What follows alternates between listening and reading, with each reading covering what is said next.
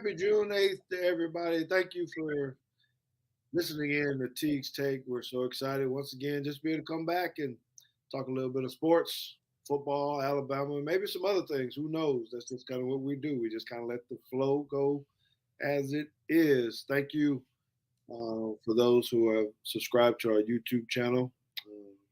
We do appreciate that. Make sure you hit those like buttons for us as well. And give us any kind of comments during the show, after the show. Um, just let us know what you think about it because something that JT and I do, and we love the interaction. So anytime we can hear from you, please know that is a plus uh, from us. So today I'm on location again, as you can see. If you're watching the live show and not listen to the post show, I am in Waco, Texas, for the TAPSCon convention. TAPS is the organization that I work in, and I also sit on the board with. Where we get to get our learn on a little bit, just staying motivated, learning new techniques as athletic directors and coaches, fine arts, and all that kind of stuff. So it's a really good few days for us just to come down here and network. And I encourage all of you to do the same if you have any kind of professions where you can be around people and continue to learn. Because I always say, if you stop learning, you stop earning, and I ain't ready to stop earning just yet, man. I got to keep this little bread flowing in. Because I got another grandbaby coming on the way, man. I got a grandkid coming on the way. We got to be ready for that. All seriousness, though, we're really excited about this upcoming show because we're able to dive in, talk a lot of Alabama football, and there's so much stuff going on still in the sports world that I'm really taken back by what seems to be like a soap opera. When you look at NFL football, you look at college football. We're always talking about now, in particular, what's happening with Saban and Jimbo. Seems like soap opera type stuff. You got the Cleveland Browns, Deshaun Watson. Now the Browns the Texans are named as defendants in it. There's been some bombs dropping on that, and did they actually help with these massages and things that were going on, setting up and giving him the location to be able to do that? So it's deep, man. And I'm in the high school arena, and there's always something going on down there with us too. So I try to keep quiet most of the time with some of the stuff, but it's called Teague's Take, so I have a lot of takes on a lot of different things, and that's what we kind of want to hit on today. Maybe some of these topics a little bit primarily about Alabama. So let's go ahead and bring in the crew that we're going to be with today. We got JT, my son, of course, who you know. James, as he likes to be called, but I still call him JT because that's the way he was raised, and that's the way we have him. He's the brains behind all this stuff, all the things you see on the screen. He's the analytical one. He's super smart.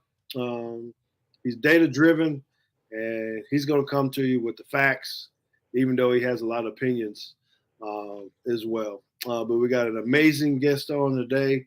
If you don't follow him on Twitter, you definitely need to. He is a Bama legend.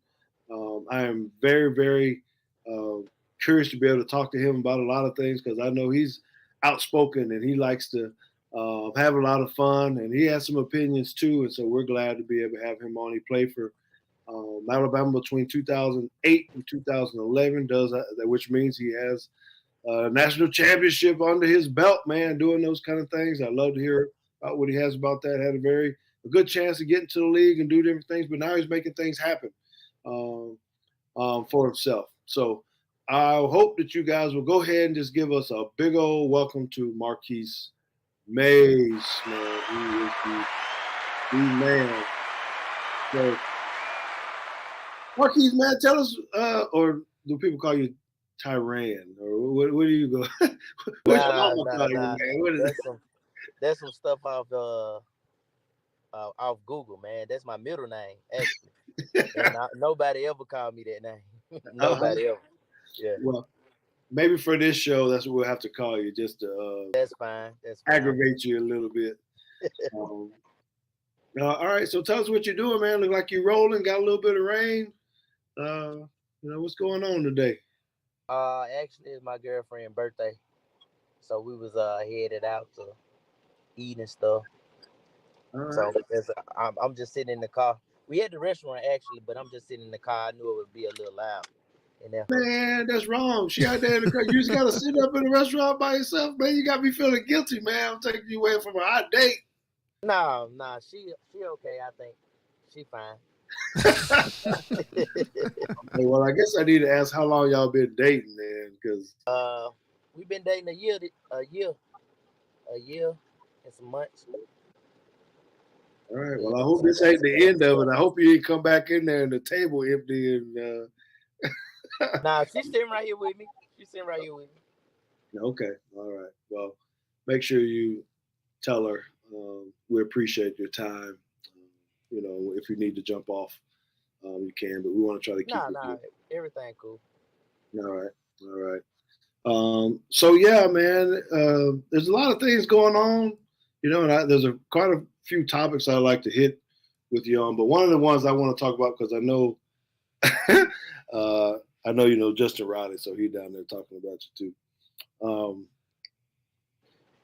You're known as one of the fastest guys to come through the university, known for big play threats and things of that nature. So I want to give you an opportunity as a defensive back here. I know you guys tend to talk a little bit of shit about beating us. Was there someone that you love to go against, in practices at Bama from a defensive back standpoint that you either like to compete against or someone you knew you just going to run past all the time?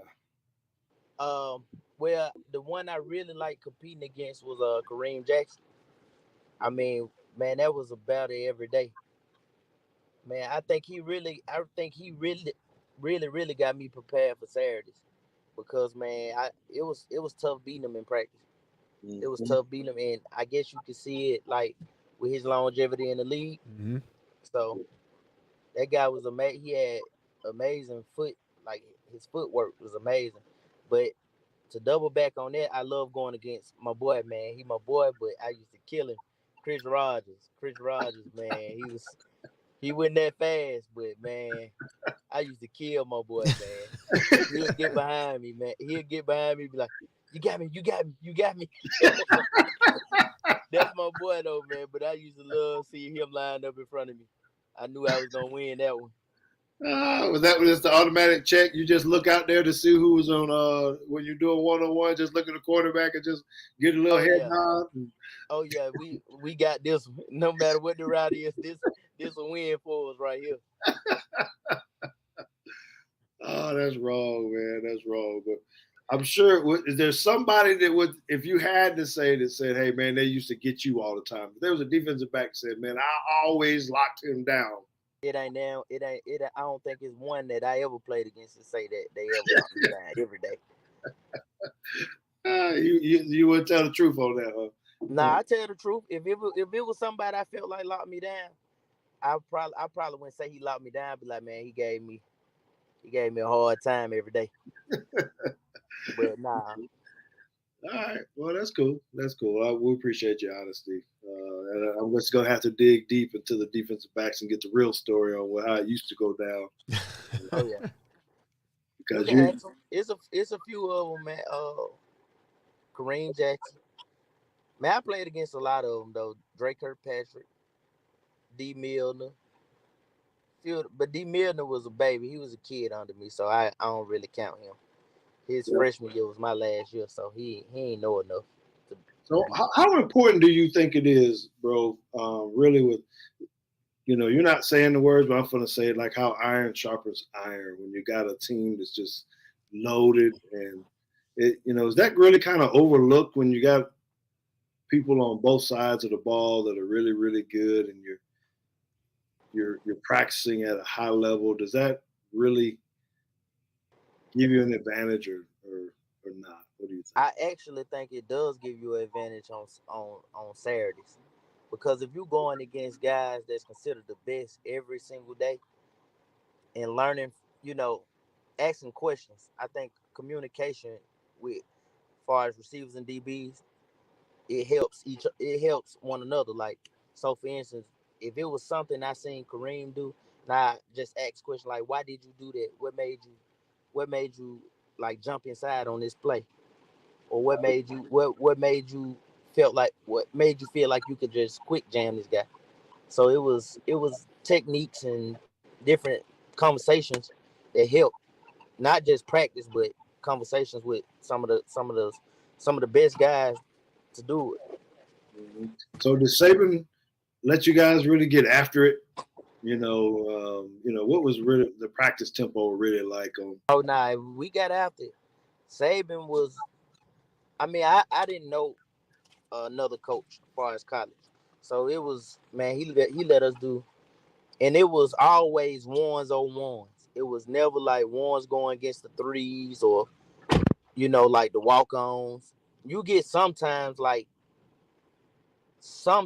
most of the practice you going ones on ones, twos on twos. Okay, okay. Well, I mean, I love that Oh, atmosphere. it was fights and it was tough. Now it was fights. I mean, I'm sure. I mean, but you played on the championship team, so I know you understand like the magnitude of sometimes those fights at practice. It helped build the team. Yes, absolutely it does. Well, Yeah, I mean, we used to do crazy shit all the time, man. I mean, we were yeah, always just competitive against each other. It was a brotherhood, um, where you could tussle and get into it a little bit, and nobody was really gonna have any hard feelings. At the end of the day, you still had the same goal, and that was to make each other better and try to win these championships. And, if you were too sensitive and couldn't get past it, then wrong squad. It's kind of the way we looked at it. yeah. you know. Um, so We knowing got that a about we got a question from the audience, real quick. Have you ever thought about position coaching in the future? No, I don't want to coach. Oh, there you go. I really don't. I don't really don't care for football like that no more. It's because they taking the physicality part out, kid sensitive stuff that was said to me as a player from coaches. You can't say to players now. Uh, Kids tend to get in their feelings, and now they can enter the transfer portal, and it just I ain't really in this. I don't like the state of college football right now. man, you crazy. You say kids, and maybe we need to hit on that. So someone and make sure we get back to that JT right there with the QBs, and make sure I get back to Riley about that dumbass question he put in there too. So I thought that was a good question. I think that was by Craig Young. I want to go ahead and get to that now. So he had asked about, and JT and I were talking about this beforehand. You play with, and make sure you correct me if I'm wrong, AJ McCarron, John Parker Wilson, and Greg McElroy. McElroy. Right, and they all had their own strengths. Were able to get the ball to you. They're all good quarterbacks. Now, I don't think any of those guys won the Heisman Trophy, if I can recall correctly. But you got some pretty good quarterbacks rolling through here now through Bama.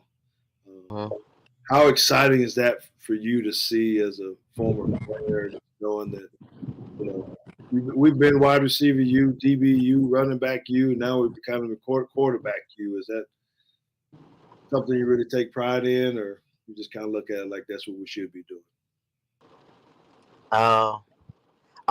To be honest, I'm just glad they starting to get elite. Not saying our guys wasn't elite, but you got guys going in the first round. I don't think neither quarterback I played with was first round pick. So that's saying a lot of the guys now. But the offensive game has changed. Like the defense, they making it where guys can't tackle. So it's making it look like the offensive guys are just so outstanding, in which a lot of them have the talent. Don't get me wrong. A lot of them have the talent. A lot of them are amazing. But a few of those guys wouldn't last where they could, receiver wise. A few guys wouldn't last having to, like, I never seen Devontae Smith go and block a safety. consistently. Yeah. You know, I mean, I understand the game change, but if they had to do that, would they bodies be able to sustain? Cause he a slender guy. To say the least.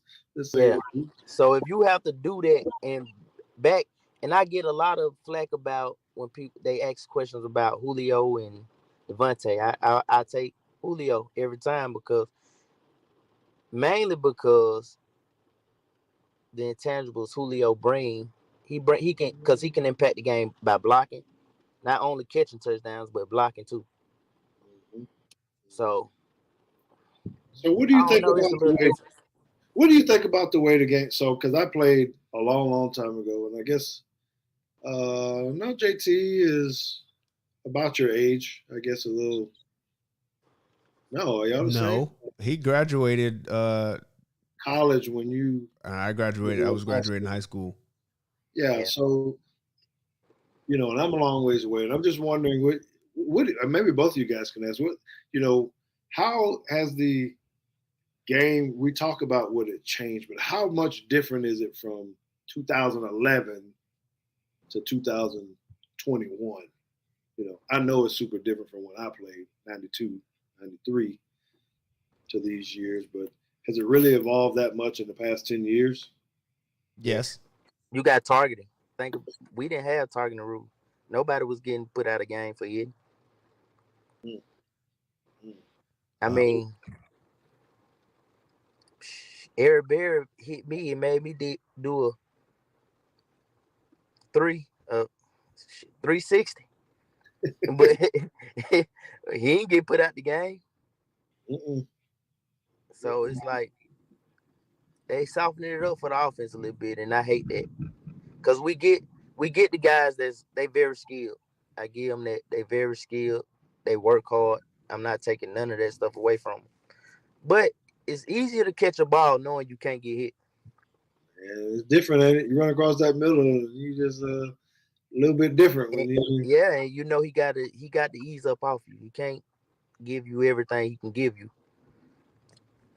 I say that's the biggest thing. And now they throwing the ball 60 times a game. Mhm. Man, you would be doing a hell of a job if you scored 50 points back in your era, especially and in our era. Yeah, But that kind of score. now they scoring 50 and it's like easy.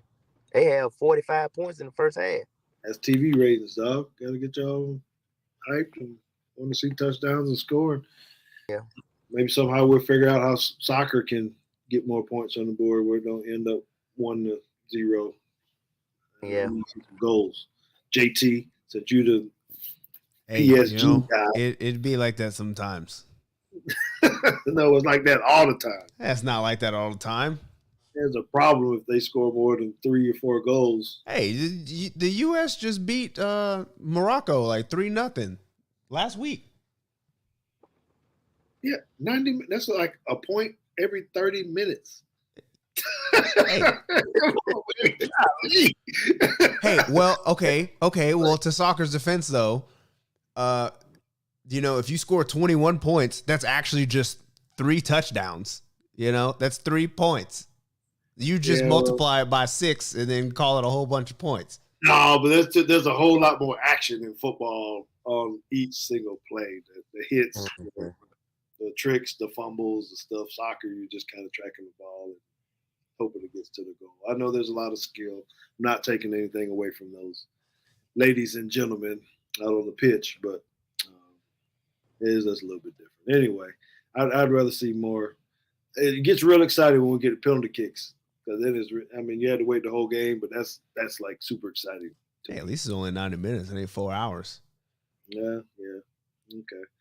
So, Marquis, you did a lot of different things, and I'm gonna let JT phrase this question because he always thinks I'm leading. You do. I already know what question you're asking. That's why I said I'm gonna let you ask the question.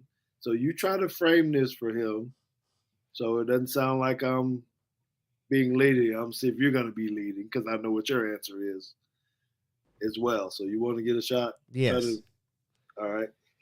In your opinion, which one is more dangerous? Kick return or punt return? Punt return. See? No, and now explain, because I always got a rebuttal on that. Go explain your answer, please. Yes. So think about it now. Maze. I'm listening to you. No, We're asking you to explain your answer. We want you to defend your position on Oh, okay. You want me to defend it? Man, why punt returns are more dangerous than kickoff returns. Because for one, the guy's getting down there a lot faster than on kickoff return. I can make a move on the guy on kickoff return. Punt return, sometimes it's just he right there in your face, and it's nothing you can do about it. Yes, it is. You can fair catch, but you might get hit anyway. Fair catch. But that's what I was brought up with guys like Javier. I was brought up under Javier, and he never fair catch. So whose fault is that? It's my fault, but at the same time, man, we just live under a different set of rules back there. All I'm saying is, and you gotta think, man, in our game, that was one of the moments I knew I was gonna touch the ball.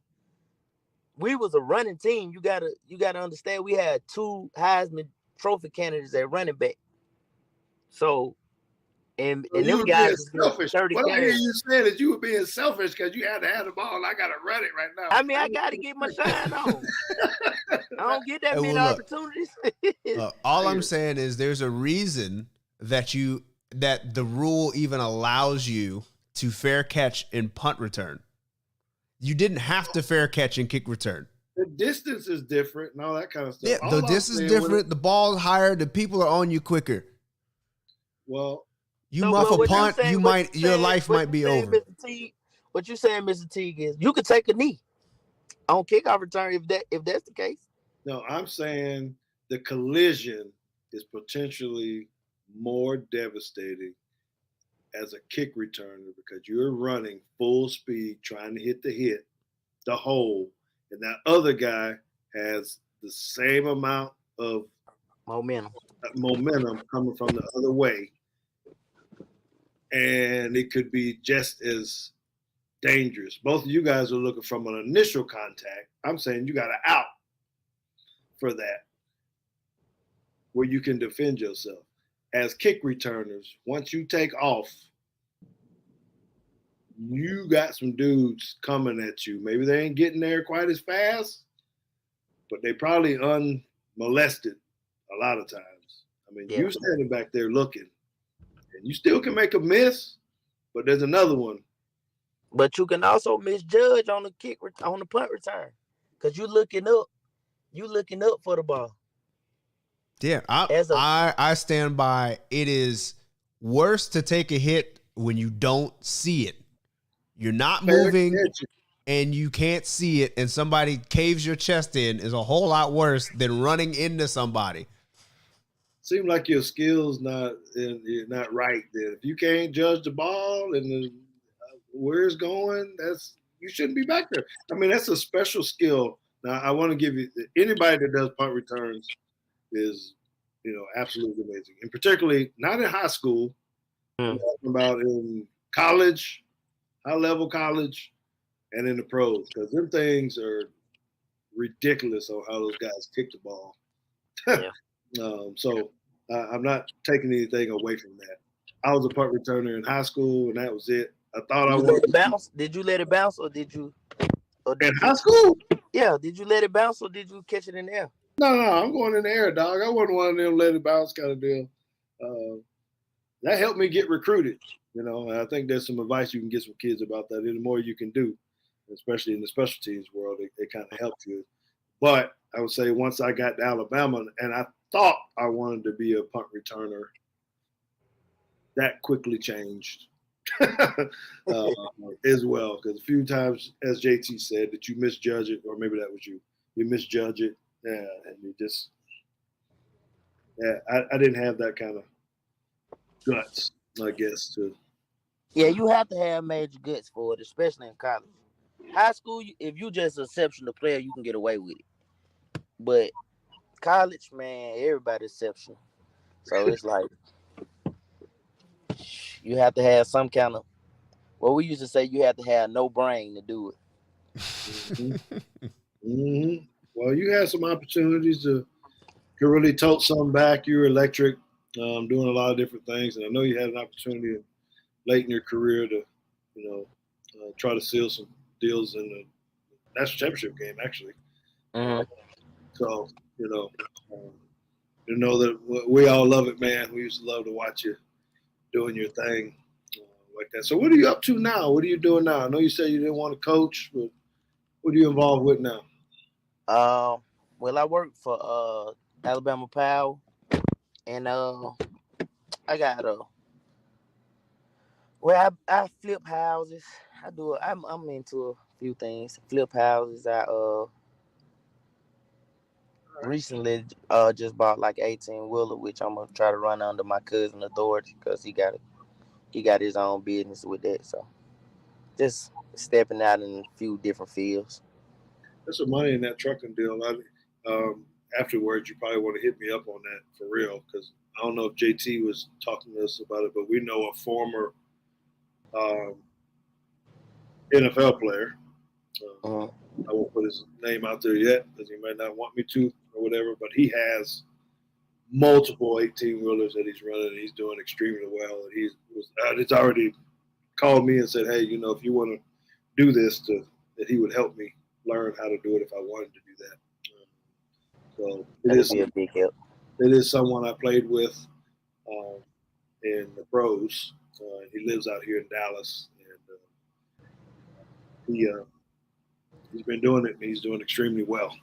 He got his kids doing it too. All his kids own trucks and everything else, so he's figured out how to capitalize it, how to make pretty good money off of it. So, if you want to talk about it later, we can. Yeah, for sure. I wouldn't mind. I like I don't mind, peeking somebody's brain. Because I'm sure there's some stuff I don't know that I can still learn. Well, tell Justin he can learn how to type. Because what Justin said, Bo Scrabble. He said Bo Scarborough got into trucking, bought trucks, and is malign and killing. Yeah. So there you go. He must be doing talk to text or something like that. Come on. He said making. Yeah. We understand. Okay. So your coach, man, because people want to know, we want to hear about it. Your coach started a little feud. Yeah. With Jimbo. I think we all got some opinions on it. And maybe I should ask JT what his opinion is first before we let you talk about that. Because JT had a pretty good take on maybe why Well, that's what I do. I give good takes, and then I slowly back out of the conversation. So basically, I am. First, I'll say I personally don't think that Saban should have said it the way he said it. So I also don't fault Jimbo for coming back the way he did. Now, maybe he didn't have to go so far as to call him a narcissist and whatever the other thing he called him or whatever. I don't know that it needed to go that far. But my thought on it was that Saban knows exactly what he's doing. He is very calculated when he comes to when he says things in the media. And I think the intent was really trying to get a message to Alabama's boosters. I think that he was trying to paint the picture that somehow Alabama is in a disadvantaged position now if they don't act in the ways that other schools may be acting. And I think that is why he said what he said. Whether or not he actually needed to call Jimbo by name and point fingers at people is different. But I think that's where the motivation was. It was a message to the boosters to try to get them to start stepping up and doing a little bit more by trying to convince the room that Alabama is at a disadvantage, whether or not that's true. Okay. How you feel about this, Marquis? So, from my understanding, from my understanding, it's coming from a coach there. That was a booster only meeting. So he was talking to maybe 200 boosters from the school. So it wasn't. So it was recorded only for the. It was supposed to be recorded only for Alabama purposes only. Someone leaked it. Someone leaked it. So that's why Jimbo name. I mean, that's just like if me and you having a conversation outside of this, and I'm saying, "Hey, man, Coach Saban, he did this," and then but somebody's secretly recording what we talking about. Then it get out. Now everybody pissed. Like I'm just breaking the code, which he didn't break the code. I mean, it would be hard for him to break the code, in my opinion. Well, I think you guys are both on to something there. Just because, and what you're saying is, hey, I know that Nick, and there's probably other schools too, but Coach Saban does those. It's kind of like us going to the Cowboy Club when we get inside scoop. JT is what he's talking about. So Nick Saban does that with boosters there too. They have to pay a certain amount of money to be able to come to these private meetings, and he gets to tell his real truth about things, I guess, and he's anticipating that no one's going to talk about it, or at least not record it, and for surely leak it. So I can see what you guys are talking about, but I'm hoping it doesn't hurt people that want the inside scoop, because now he's going to be biting his tongue at those meetings from now on, because he's going to be going, okay, hey, I want to give you some good stories or good thoughts and opinions, but if y'all going to go leak this and it's going to hit social media before the meeting's over with, can't do it, right? Okay. So the next piece is I want to go into what Jimbo Fisher said. That's why I'm gonna give my take on this. I think Jimbo went too far. JT kind of alluded to that. I think he went too far because I don't know that he had to attack Saban in that way. I'm always the one with conflict resolution that you should be speaking first personally to that person. And if he felt like he was personally attacked, they know each other. He could have called him. He could have got on his jet, flew down to Tuscaloosa, knocked on the door, and said, hey, look here, mofo. I don't know what you're talking about, but let's talk about this, in that manner. He let his anger and things happen out in a public forum right there. And so do I think Saban was wrong? Maybe not necessarily in context if it happened the way you guys are saying it happened. He was in a private meeting. He was doing something and it kind of got leaked. Maybe he shouldn't have said Texas A&M. Maybe shouldn't. Did he say something wrong? Did he call them cheaters? He never did, as Justin Riley pointed out. He never said that. So I'm on a little bit of supportive of Saban and more of a not supporting the way Jimbo handled it better. Am I wrong on that, fellas? Maze, you can go first. I feel like you got it. I think you said it right.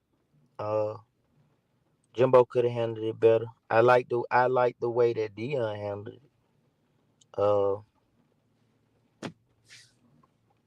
I mean, but sometimes your anger can get the best of you. I mean, we all been there. Yeah, I would say so. All right. JT? Yeah, no, I think that I think it did go a little bit too far. I thought that Jimbo's response was over the top. I did agree with Dion when his comment was, you made the comments in public, but you wanted to do a private apology. So I agree with that. And I was like, yeah, geez, that makes sense. If so Deion was like, we should do everything publicly now that's out here in the open. But I'm not sure. I'm not sure exactly what was going on with Jimbo that day. I guess we'll find out more with SEC meetings well, I guess we won't, because the commissioner said they're not supposed to talk about it no more. So maybe we won't get any further comments on that. But we'll see how they really feel in October on the 8th when somebody's going to be trying to run up the score on the other one. So tell me what happens, fellas. Pre-game, most coaches have a little small conversation before the game, something, just small talk or whatever. There any small talk between Jimbo and Saban before the game in October? I think so. Yeah, I think so. But I do think that after the game, the handshake is going to be the briefest of handshakes. Regardless, huh? It will be. I think it's going to be a complete formality after the game's over with. Okay. Do you think I'm going to say Saban could get out of character because he doesn't really try to run the score up on people intentionally? He'll back off. Sometimes, most of the time. Yeah. So, do you think if this could be one of those games where he is trying to tack on an extra touchdown? Now, in either way, one, run it up, or we've already won the game, but I'm going to go ahead and tack on another. Can you? And Marquis probably knows him a little bit better than. I don't think so. Me personally, I don't think so. Because he think about his players, and when you do that, when you do stuff like that, you get players hurt. I mean, I feel like Mike Shula was doing that against Florida that year when Proto got hurt, and it cost a great player his career. Makes sense. So I don't think he would do that, but he getting old, so I don't know where his mind is now.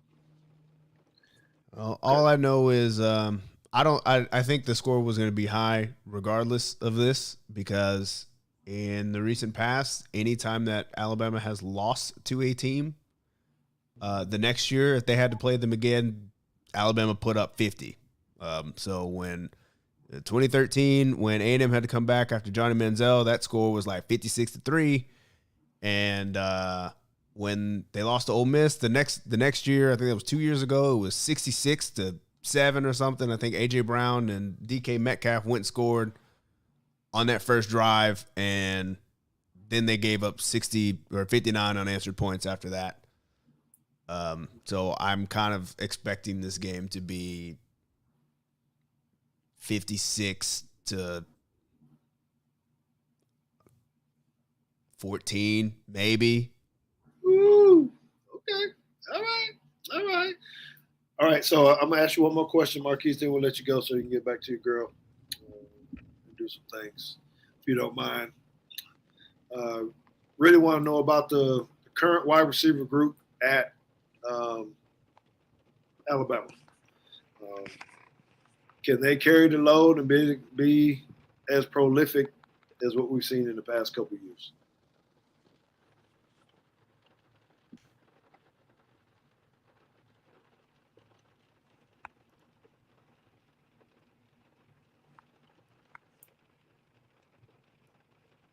We might have actually lost him. I don't see him in the room anymore.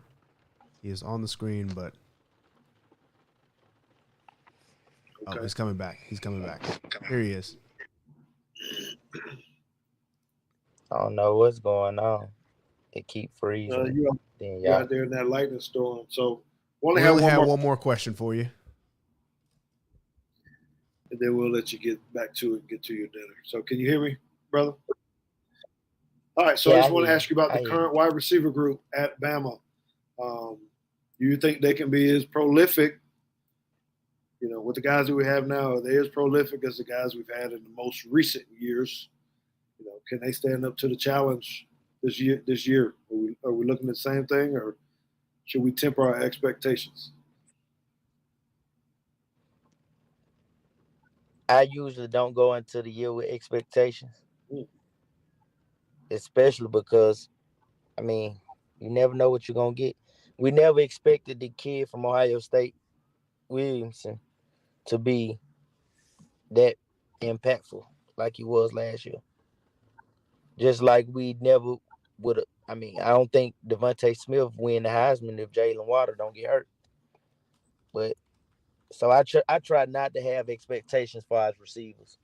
I just hope they do well enough to keep the program where it's at or where it's been for the last 15 years. Well, 10. Well, about 15 years. Okay. Well, so do you? I understand that point, but how do you feel about the room? Do you have a level of confidence in them to say, hey, they can take us back to the championship? Based on what I seen when Jameson got hurt and the other, what's his name? Mechie. Mechie got hurt. I'm not going in too confident. But we did pick up the transfers from Georgia, which I didn't really see much of him, to be honest. And the kid from Louisville. I mean, he played at Louisville. Wasn't too much competition out there, so it's really hard to say what he can do in the SEC. But he going against the best every day at practice, so it's a possibility he can overcome that hump of not playing against great competition in the other league. And I hate to say it, but I'm really blunt on that stuff. I don't really feel like it's a lot of competition. And I mean, well, your teammate, right? Dabo play with you, right? That's one reason why Dabo seems to be a great coach. Not saying he's not, but he don't play nobody. Mm-hmm. Well, Dabo wasn't a great wide receiver either. So he's a much better coach than he is a wide receiver. So if you ask me who I used to lock up all the time, my answer will be Dabo Sweet. Couldn't get off the line, boss. What about? Oh Pop? No, that dude right there. That dude. He's amazing, dog. He's the one when you talk about, someone that would always challenge you in different things. No, Riley, it wasn't Kevin Lee, wasn't Curtis Brown. I knew exactly what Kevin Lee was. He was a deep ball guy. And, that's what he had to do. Curtis Brown was a little bit better than Dabo Swinney. They were possession type guys and receivers. He was better, but I wasn't worried about them. But Pop now, that dude, good Lord. He was, you talking about a punt returner that I used to love to block for, but trying to cover him, that you just didn't know what he was going to do. He was scary. He was one of the scary ones where you know you were going to have to work because he could run every route. He could run by you, take you inside, outside, double move you. I mean, it was just – that's why he got to the league. Played a long time there. So he was the one that I look forward to. If you had to match up and say, all right, give me the best, he was the one that, from my roster that I needed to go against to truly know how to cover as a corner and as a safety with him being in the slot. So that's my piece on that. All right, brother. Well, why don't you tell everybody what your handles are on Twitter, Instagram, and any other social media platforms that you're on, so people know where you're at. Give you a follow. Well, like on Twitter and Instagram is Maze Boy 4 number 4, the number 4 on Twitter and Instagram. All right, and that's it. MAZEBOY 4. Y'all make sure y'all get with him and follow him up. It's a good thing to do. And I want to thank you, and I want to thank your girlfriend for allowing you to come out and spend this this time with it. Thank you for having It's a lot. Thank It's you been a for great conversation with you. So you go in there, buy her one extra soda or whatever it is, and hit JT up for some of the help you pay for some of the tab because he makes pretty good money with what he does. He a couple dollars. He can't Mm-hmm. I take some slack off of this time. I take some slack off of this time. You got his email, so you can hit him up, tell him Venmo or your Cashmo, you little something. But I'm gonna hit you up and get that information about the truck stuff. Do that, and we got my cell number too, so just hit me up. All right, man. Well, go enjoy yourself. Me and JT will wrap this up from here. We appreciate it, brother. All right, thanks for having me. Man, how about that, JT, to having one just coming on, be speaking straight from the heart, and it's good to be able to chat with guys, man, that have been, similar to you, right? Like just playing the game because they love it and big fans of it and full of joy. You can tell he just got a good heart, about him, a good spirit about him. Yeah, for sure. I still remember making a 2011 highlight tape and his punt return against Arkansas was one of the featured plays on there. I don't know if I still have that video. I never uploaded it to YouTube, but maybe I can find it. Yeah, we definitely do that. Give him a shout out because he's cool. He's always been cool. And I reached out to him a year ago, probably maybe longer than that, when we first were getting going. And with Teague's Take, he's one of the guys I reached out to. And he was, just open and said he'd be a part of it whenever. And we've kind of started building a little relationship through Twitter and DMs and that kind of stuff. So very thankful for him for being on. Hearing what he had to say about Coach Saban. That is. It's just good, man. I think that was very good. Both of you guys did very, very good. So I think JT, he hit a lot of things on the head as we get ready to close this up, and we'll keep it under the hour.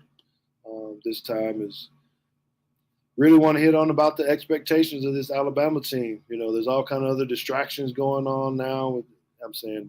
Primarily with Jimbo and maybe NIL deals and transfers and all this kind of stuff. But what should we be expecting, man? Are we expecting these guys to get back? I'm hearing all the favoritism stuff now. Alabama's the strongest. The group that we got returning, the players that we have. Are we being oversold on something too early right now? I'm not entirely sure because there is a little bit of a hype train that is going. But I think for the first time in a long time, I've noticed columns being written that are giving Alabama praise, but also saying they still have a lot of question marks, and then acknowledging that like Alabama's kind of getting the benefit of the doubt because they're Alabama, and basically if this was any other team, we'd be really scrutinizing the offense and being like, are they really up to snuff?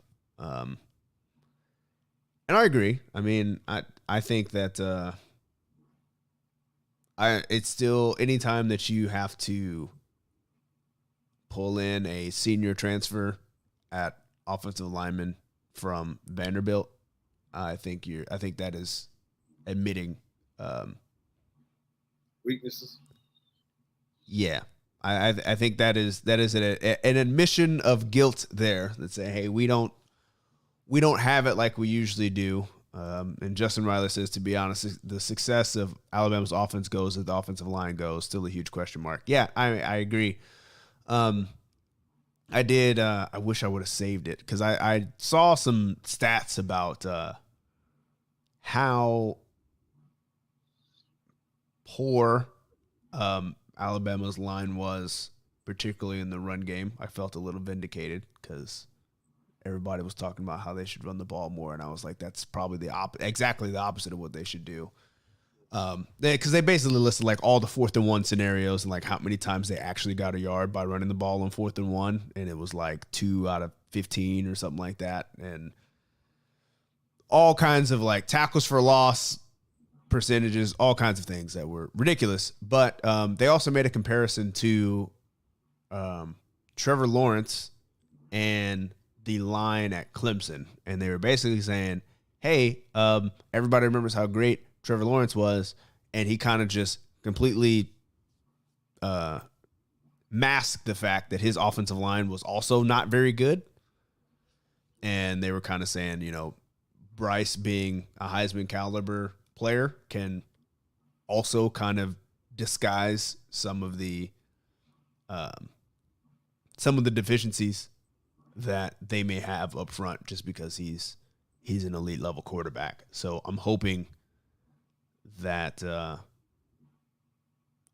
case, because I'm not sure that since Justin mentioned it, Marone said it really set the offensive line back development wise. I think I agree. I think that there was no improvement through the offensive line, I think, the entire year, which I think is why Marone is not there anymore.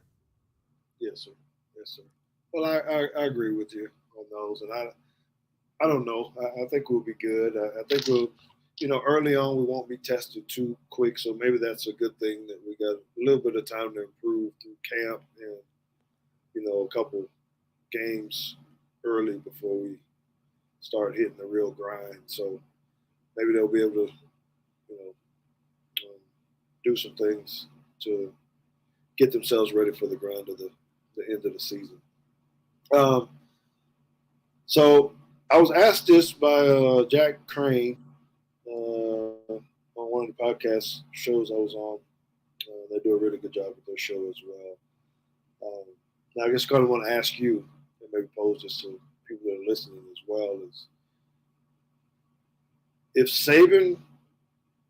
Alabama wins the national championship this year, will it be Saban's last year? No. Okay. Saban has made it very clear that he wants to coach until he feels like he is no longer fit to be part of a team. Because as he said, I'm gonna retire and do what? And he's been saying that for 10 years. So I believe him, and until he finds something else to do, and I'm not sure that he wants to really be an analyst. I don't think that. Now I do think like time is ticking. I think you know, I don't think he's going to be coaching another 10 years, but I don't think this is the last one. Well, I answered in the same way, and I answered more of, if he wins, he definitely ain't going to be done because he's going to want to do it again. Mm-hmm. For sure. So if there was any thoughts, it would be that because he didn't win it, that maybe he's starting to doubt or something of that nature. But I don't see it being near the end because of some of the stuff we talked about. I think there's still so many challenges that keep his mind going outside of football, and adjustments, as you guys said, the way the game's changing, but the way you have to recruit is changing, the NIL is changing, and I think he'd like to, you know, keep his mark and say, hey, you know, I can do this. I still can compete. I know the loopholes or whatever it is, and continue to try to make the game better. So I think he's got a lot of life left with him as a, you know, coaching at Alabama. Mm-hmm. What does he do? I don't know. SEC commissioner. He still got to be around the game. I was going to say he's got to be some kind of emeritus something at Alabama or something. And we got a tremendous athletic director already, but he needs to be running something. Mm-hmm. Maybe he's SEC. Maybe he tries to take over the NCAA, fix all the issues since he knows all the. Well, he's about the right age to be running for president. Mm-hmm. Mm-hmm. Okay. Well, that's all I got, man. I got some more preparation to do, JT. I want everybody to kind of be paying attention because tomorrow, like I said, I'm at the TAPS convention, and I'll be doing over the next couple of days a series of interviews like we did last year. I'll be interviewing coaches and others within the TAPS organization. I think I got about 9 mini shows lined up over the next couple of days. Probably pick up a couple more. So we hope everybody stays in tune for that. If you're into high school sports, we got golf, we got football, we got referee associations. I got all kind of stuff going to be going on just to try to pick everybody's brain about what's going on and how they got started and things of that nature. So it'll be fun. They'll be recorded. We'll drop those in due time, just so there'll be 10 to 15-minute shows where people can take a listen at that. So I'm thankful for TAPS, Brian Bunzelmeyer, for giving us the opportunity to partner with them and use our platform to talk to these coaches and then put it out and, just bring some light to the high school sports arena as well. And I get to host a panel on marketing strategies, things of that nature, because we've done a good job at John Paul II High School over the past 4 years too. So I'll be hosting a panel there tomorrow afternoon as well. So with that, JT, man, I'm saying we wrap this thing up. We just need to remind everybody to go ahead and get to our YouTube page, subscribe and like. We would very much appreciate that. If you are listening on your podcast channels, whatever source you use, go ahead and download those things up and send people to it. We really appreciate it. Still growing. It won't be long before we hit our 2-year anniversary, and it won't be long before we start going starts. Back. I said until the season starts. That's right. So it's not far, and then we'll be getting back to weekly deals. We are speaking to some other people about some expansions that we may have within the podcast as well. So, JT, get to your wife, get to your baby girl, tell everybody I love them. Let's call it a night, man. Deuces.